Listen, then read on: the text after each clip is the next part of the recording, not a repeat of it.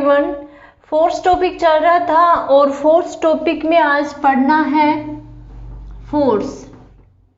बल टॉपिक चल रहा था, 2 लेक्चर हो गए थे और आपके सिलेबस में मेंशन कर रखा है 5 फोर्स। एक है पेशीय बल, एक है गुरुत्वाकर्षण बल, घर्षण बल एंड स्थिर वैद्युत बल और चुंबकीय बल।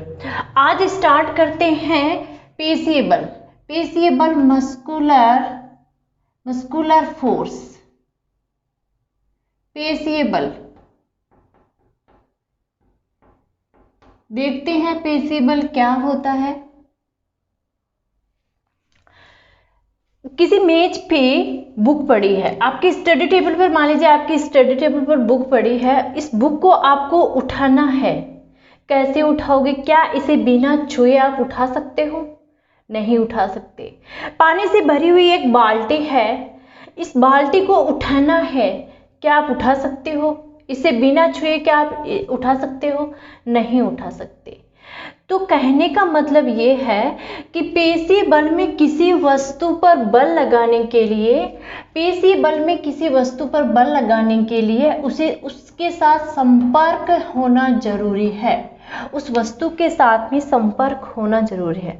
इट में भी पॉसिबल कि वो संपर्क रस्सी के द्वारा भी हो सकता है, इट में भी पॉसिबल वो संपर्क है छड़ी के द्वारा भी हो सकता है, वो आपका डायरेक्टली उसके टच में भी हो सकता है, डायरेक्टली उसके कांटेक्ट में भी हो सकता है। इसलिए बल की क्या परिभाषा हुई, जो पेशीय बल की क्या डेफिनेशन हुई, पेशीय बल की ये डेफिनेशन हुई कि जितने भी क्रियाकलाप होते हैं, जितनी भी एक्टिविटी होती है, उनमें अगर मांसपेशियों के द्वारा फोर्स लग रहा है तो वो बल कौन सा है? वो बल है मांसपेशियां अगर उस वस्तु के फोर्स लगाने में सहयोग कर रही हैं तो वो बल है, वो पेशीय बल है, वो कहलाता है। हमारे जितने भी क्रियाकलाप होते हैं उन सभी में पेशीय बल है वो इम्पोर्टेंट रोल प्ले करता है। हम दौड़ रहे हैं, चल रहे हैं, शरीर की गति हो रही है, पेशीय बल काम कर रहा है। शरीर में मुड़न हो रही है, पेशीय बल कार्य कर रहा है। यहाँ तक कि जो पशु होते हैं वो भी अपना दैनिक वर्क करने के लिए पेशीय बल का काम करते हैं। मैं कुछ एग्जाम्पल के द्वारा मैं आपको समझाती हूँ कि पेशीय बल है वो किस प्रकार से इम्पोर्टेंट है।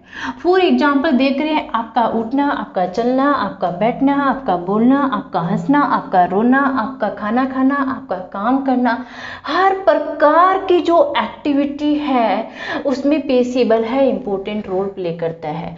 पेशीय बल इम्पोर्टेंट रोल प्ले करता है कि जब मैं डाइजेस्टिव सिस्टम पढ़ा रही थी आपको तो मैंने आपको बताया था कि भोजन है वो आहार नाल में ऊपर से नीचे की ओर गमन करता है।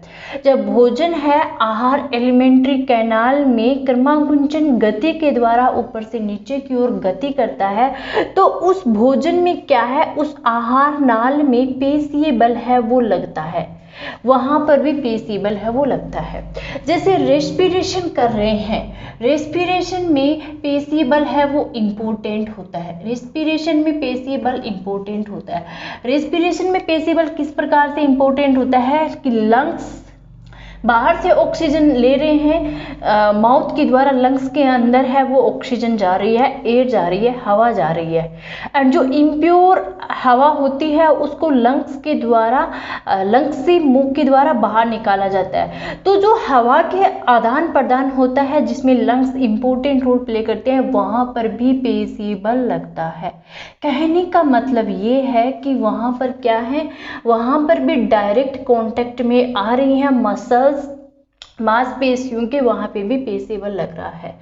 इसलिए पेशीय बल में मांसपेशियां संपर्क में आ रही हैं, इसलिए पेशीय बल का मस्कुलर जो फोर्स है, पेशीय बल का दूसरा नाम हो गया संपर्क बल।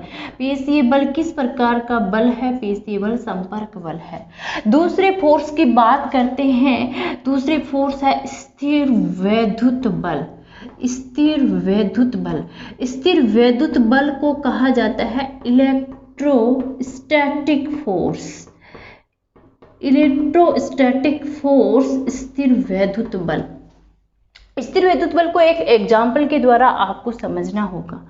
मान लीजिए एक प्लास्टिक का स्ट्रो है, इस स्ट्रो को आप 2 भागों में बांटिए। एक भाग को आप एक धागे की सहायता से मेज से लटका दीजिए, दूसरे स्ट्रो को अपने हाथ में रखिए।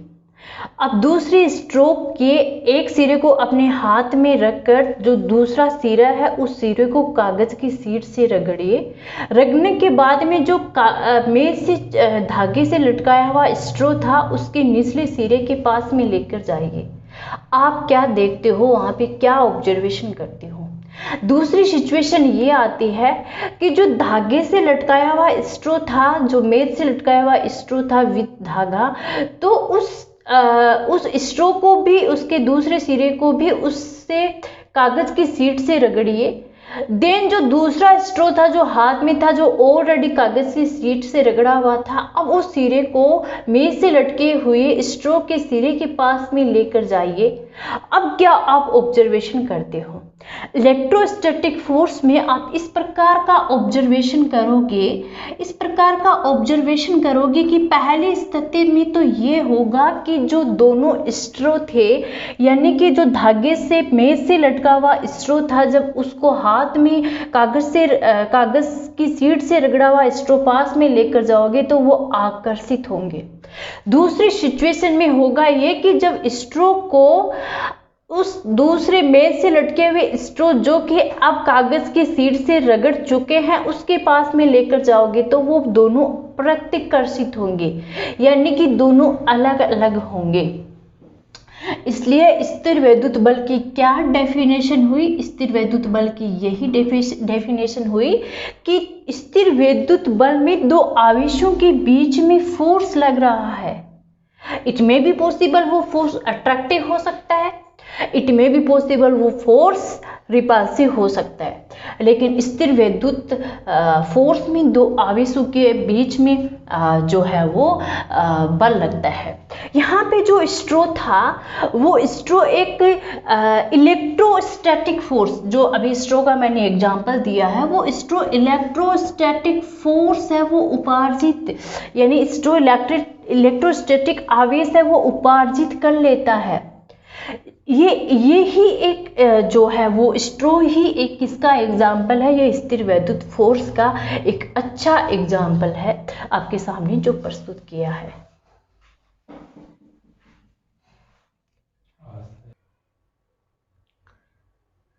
दो विद्युत आवेशों के बीच में, यानी इलेक्ट्रोस्टैटिक फोर्स में दो विद्युत आवेशों के बीच में कोई ना कोई फोर्स है वो प्रेजेंट होता ही होता है।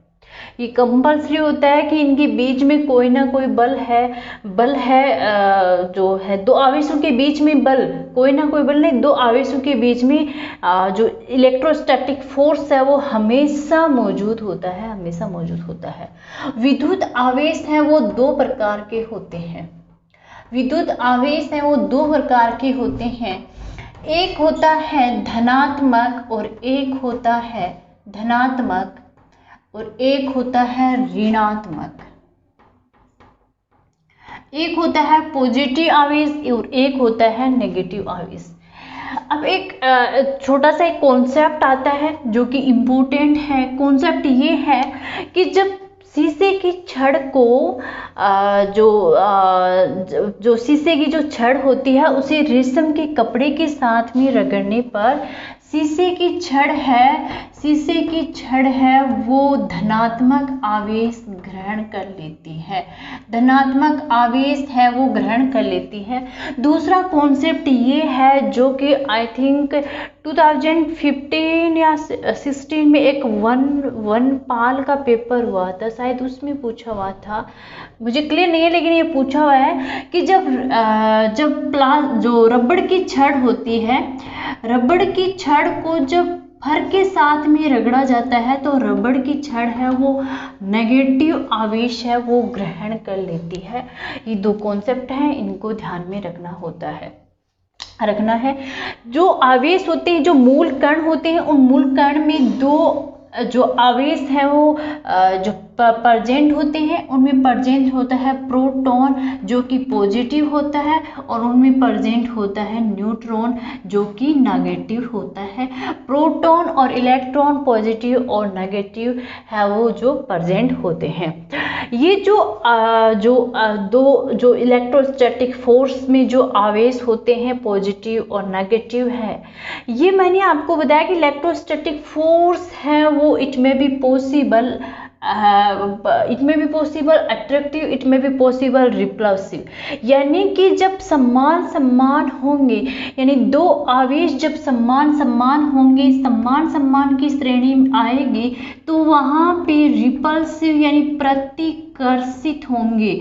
और जब एक आवेश है वो आपका समान समान यानी पॉजिटिव हो सकता है या पॉजिटिव हो सकता है, या नेगेटिव हो सकता है या नेगेटिव हो सकता है, ये समान समान होंगे। और जब आपका एक पॉजिटिव दूसरा नेगेटिव या पहला नेगेटिव दूसरा पॉजिटिव होगा, तो वहाँ पे वो जो आकर्षित होंगे, अट्रैक्टिव होंगे। इसलिए इलेक्ट्रोस्टैटिक फोर्स की क्या परिभाषा हुई, फिर से देख लो। इलेक्ट्रोस्टैटिक फोर्स की ये परिभाषा हुई कि जब एक आवेशित वस्तु के द्वारा दूसरी आवेशित या अनावेशित वस्तु के संपर्क में जब पास में आती है तो उनके बीच में फोर्स लगता है। एक आवेशित वस्तु दूसरी आवेशित वस्तु या दूसरी अनावेशित वस्तु के पास में आती है तो उनके बीच में एक फोर्स लगता है, और वो फोर्स है इलेक्ट्रोस्टैटिक फोर्स है, वो कहलाता है। इलेक्ट्रोस्टैटिक फोर्स देखिए, यहाँ पे मैंने आपको संपर्क मस्कुलर फोर्स पेसिबल में बताया था कि ये संपर्क में आते हैं, इसे संपर्क बल कहते हैं। ये एक दूसरे के कांटेक्ट में नहीं आते, इसलिए इलेक्ट्रोस्टैटिक फोर्स को असंपर्क बल है वो कहा जाता है। ध्यान दीजिए, इलेक्ट्रोस्टैटिक फोर्स है वो ग्रेविटेशनल फोर्स मत मान लेना। ग्रेविटेशनल फोर्स अलग होता है जो कि सदैव अट्रैक्टिव होता है, जबकि ये अट्रैक्टिव प्लस रिपल्सिव दोनों होता है। अब जो निर्वात में इलेक्ट्रोस्टैटिक फोर्स है, या जो इसकी जो वो आपका फॉर्मूला होता है वो होता है के एफ इलेक्ट्रोस्टैटिक फोर्स के Q1 Q2 upon R square, ये दूरी है। Q1 Q2 यहाँ पे आवेश है, R यहाँ पे दूरी है, और इसका जो मान होता है 9 × 10⁹ और देखिए न्यूटन यहाँ पे इसलिए आ रहा है क्योंकि बल की जो फोर्सेस की है वो बात हो रही है, न्यूटन मीटर स्क्वायर प्रति स्क्वायर, ये इसका जो है वो मान होता है। और इसका जो फॉर्मूला ये Q1 Q2 अपॉन, ये नॉर्मल से वाला ही ध्यान रखो तो रख लेना। यहाँ पे muscular forces and electrostatic forces complete होते हैं। कल बात करेंगे चुंबकीय बल की, तो पढ़ते रहिए, मेहनत करते रहिए। All the best.